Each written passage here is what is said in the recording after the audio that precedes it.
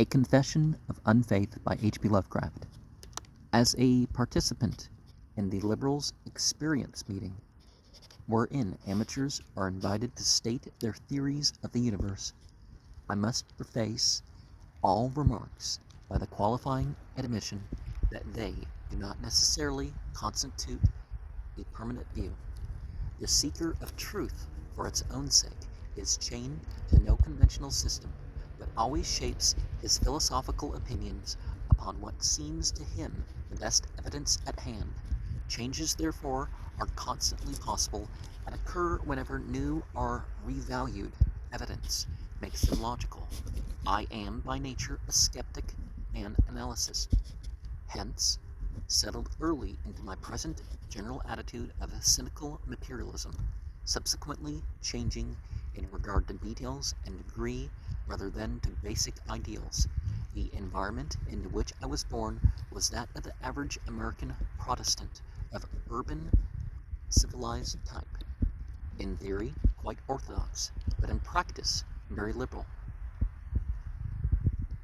Morals, rather than faith, formed the real keynote. I was instructed in the legends of the Bible and of St. Nicholas at the age of about 2, and gave to both a passive acceptance, not especially distinguished either for its critical keenness or its enthusiastic comprehension. Within the next few years, I added to my supernatural lore the fairy tales of Grimm and the Arabian Nights, and by the time I was 5, had small choice amongst these speculations so far as truth was concerned. Though for attractiveness I favored the Arabian Nights, at one time I formed a juvenile collection of Oriental poetry and objects d'art, announcing myself as a devout Mussulman and assuming the pseudonym of Abdul al-Hazrid. My first positive utterance of a skeptical nature probably occurred before my 5th birthday, when I was told what I really knew before, that Santa Claus is a myth. This admission caused me to ask why God is not equally a myth. Not long afterwards, I was placed in the infant class at the Sunday school of the Venerable First Baptist Church, an ecclesiastical landmark dating from 1775, and there resigned all vestiges of Christian belief. The absurdity of the myths I was called upon to accept, and the somber greenness of the whole faith as compared with the Eastern magnificence of Mohammedanism, made me definitely an agnostic and caused me to become so pestiferous a questioner that I was permitted to discontinue attendance. No statement of the kind-hearted and motherly preceptress had seemed to me to answer in any way the doubts I honestly and explicitly expressed, and I was fast becoming a marked man through my searching iconoclasm. No doubt I was regarded as a corrupter of the simple faith of the other infants. When I was 6, my philosophical evolution received its most aesthetically significant impetus, the dawn of Greco-Roman thought. Always avid for fairy lore, I had chanced on Hawthorne's Wonder Book and Tanglewood's Tales, and was enraptured by the Hellenic myths, even in their Teutonized form. Then a tiny book in the private library of my elder aunt, the story of the Odyssey in Harper's half-hour series, caught my attention. From the opening chapter, I was electrified, and by that time I reached the end, I was evermore a Greco-Roman. My Baghdad name and affiliations disappeared at once, for the magic of silks and colors faded before that of the fragrant templed groves, fawn-peopled meadows, and the twilight, and the blue, beckoning Mediterranean that billowed mysteriously out from Hellas into the reaches of the haunting wonder where dwelt Lotophagi and Lastragonians, and where Aulus kept his winds and Kirke her swine, and where in Trunacian pastures roam the oxen of radiant Peleos. As soon as possible, I procured an illustrated edition of Bulfinch's Age of Fable, and gave all my time to the reading of the text, in which the true spirit of Hellenism is delightfully preserved, and to the contemplation of the pictures, splendid designs, and half-tones of the standard classical statues and paintings of the classical subjects. Before long, I was fairly familiar with the principal Grecian myths, and had become a constant visitor at the classical art museums of Providence and Boston. I commenced a collection of small plaster casts of the Greek sculptural masterpieces, and learned the Greek alphabet and the rudiments of the Latin language. I adopted the pseudonym of Lucius Valerius Messala, Roman and not Greek, since Rome had a charm all its own for me. My grandfather had traveled observingly through Italy and delighted me with long first-hand accounts of its beauties and memorials of ancient grandeur. I mention this aesthetic tendency in detail only to lead up to its philosophical result. My last flickering of religious belief, when about 7 or 8 I was a genuine pagan, so intoxicated with the beauty of Greece that I acquired a half-sincere belief in the old gods and nature spirits. I have, in literal truth, built altars to Pan, Apollo, Diana, and Athena, and I have watched for dryads and satyrs in the woods and fields at dusk. Once I firmly thought I beheld some of these sylvan creatures dancing under autumnal oaks, a kind of religious experience as true in its way as the subjective ecstasies of any Christian. If a Christian tell me he has felt the reality of his Jesus or Java, I can reply that I have seen the hooved Pan and the sisters of the Hesperian Vathusa. But in my 9th year, as I was reading the Grecian myths in their standard poetical translations, and thus acquiring unconsciously my taste for Queen Anne English, the real foundations of my skepticism were laid, impelled by the fascinating pictures of scientific instruments in the back of Webster's Unabridged. I began to take an interest in natural philosophy and chemistry, and as soon had a promising laboratory in my cellar, and a new stock of simple scientific textbooks in my building library. Ere long, I was more of a scientific student than pagan dreamer. In 1897, my leading literary work was a poem entitled The New Odyssey. In 1899, it was a compendious treatise on chemistry and several pencil-scribbled volumes. But mythology was by no means neglected. In this period, I read much in Egyptian, Hindu, and Teutonic mythology, and tried experiments in pretending to believe each one to see what might contain the greatest truth. I had, it will be noted, immediately adopted the method and manner of science. Naturally, having an open and unemotional mind, I was soon a complete skeptic and materialist. My scientific studies had enlarged to include geographical, geological, biological, and astronomical rudiments. I had acquired the habit of relentless analysis in all matters. My pompous book, called Poemata Minora, written when I was 11, was dedicated to the gods, heroes, and ideals of the ancients, and harped in disillusioned, world-weary poems on the sorrow of the pagan robbed of his antique pantheon. Some of these very juvenile poemata were reprinted in the tryout for April 1919 under new titles and pseudonyms. Hitherto, my philosophy had been distinctly juvenile and empirical. It was a revolt from obvious falsities and ugliness, but involved no particular cosmic or ethical theory.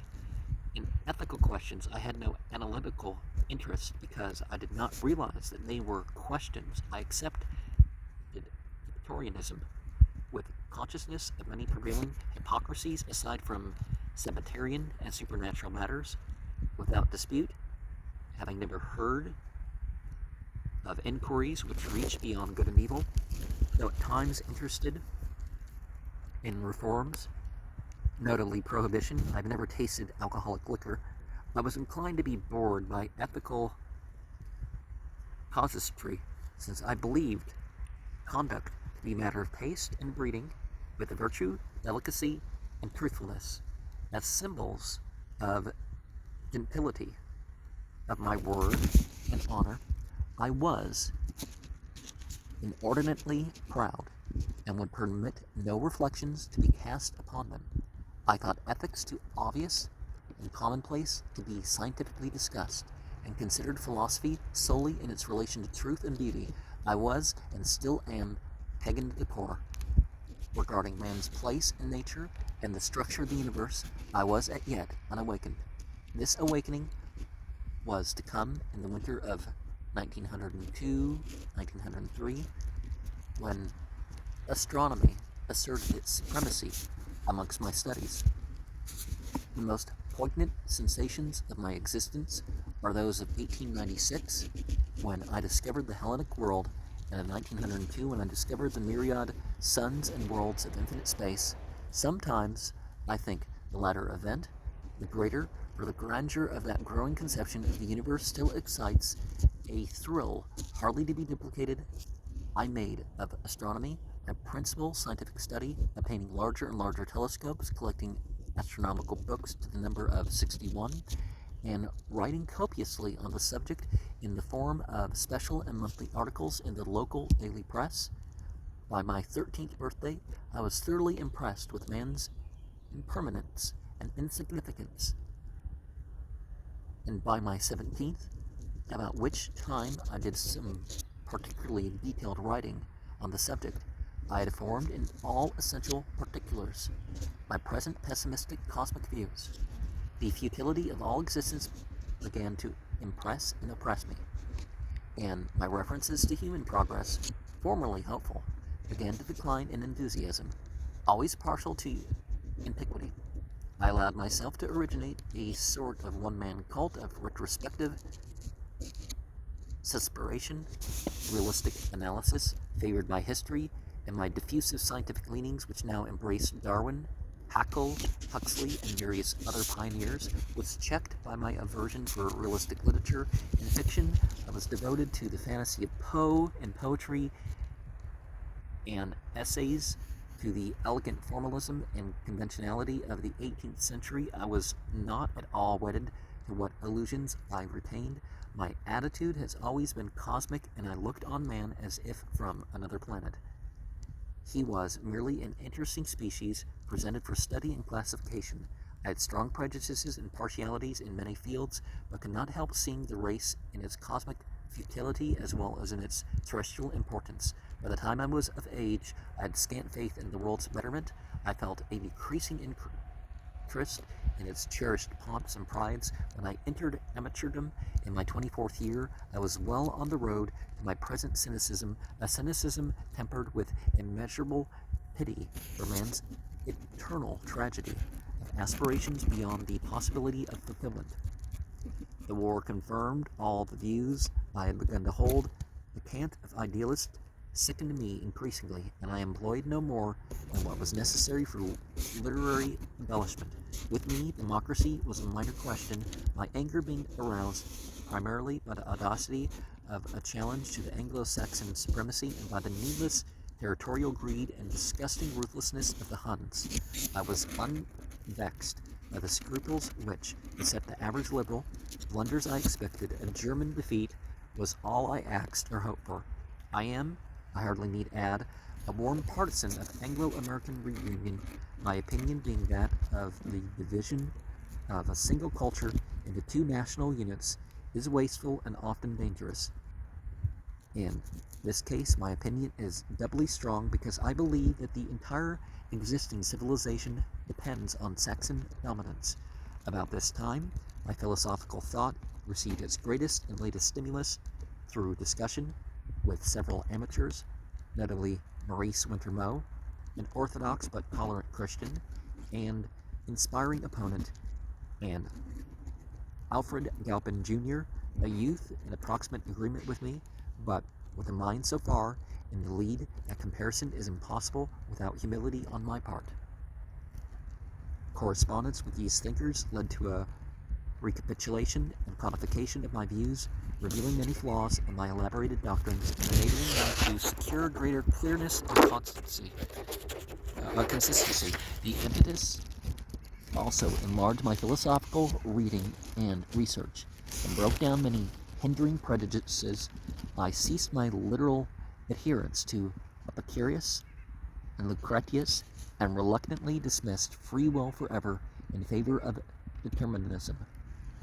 The Peace Conference, Friedrich Nietzsche, Samuel Butler, the modern, H.L. Mencken, and other influences have perfected my cynicism, a quality which grows more intense as the advent of middle life removes the blind prejudice whereby youth clings to the vapid all's right with the world hallucination from sheer force of desire to have it so. As I, near 32, I have no particular wishes save to perceive facts as they are. My objectivity, always marked, is now paramount and unopposed, so that there is nothing I am not willing to believe. I no longer really desire anything but oblivion, and am thus ready to discard any gilded illusion or accept any unpalatable fact with perfect equanimity. I can at last concede willingly that the wishes, hopes, and values of humanity are matters of total indifference to the blind cosmic mechanism. Happiness I recognize as an ethical phantom whose simulacrum comes fully to none and even partly to but few, and whose position as the goal of all human striving is a grotesque mixture of farce and tragedy. And one thing that I would say myself as a response, limited will, and our opportunities of what to do with that will is determined, and the results, if certain things happen, are chosen or whatever. So it's not quite a fatalism, right? And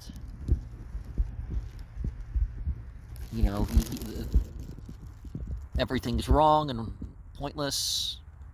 Everything's right. Neither one of those works.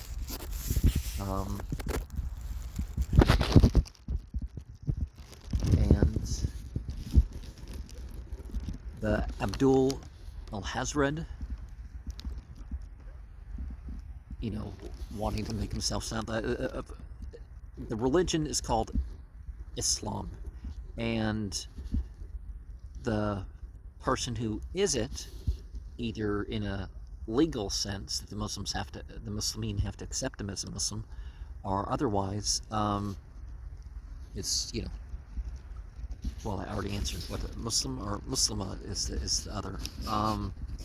But it seemed that he knew that there was truth out there somewhere between things, right? And experimented, much like one might think of Aleister Crowley, the aspect of Aleister Crowley pushing forward for that sort of thing. But getting into the various myths that one's exposed to. And it helps to have different mythical names to involve oneself in and understand, the fantasy of Poe, and he spells that with a PH. And of course, the race thing is about as much of an issue as it can be, right? And I don't like the term myth. Myth is something that has meaning and purpose, right? I'm okay with that definition of myth.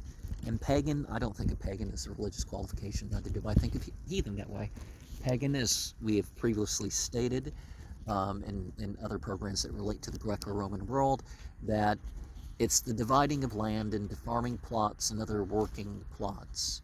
So they would go into an area and they divide things that way, and that what made them pagan. The heathen, of course, they had the heathens.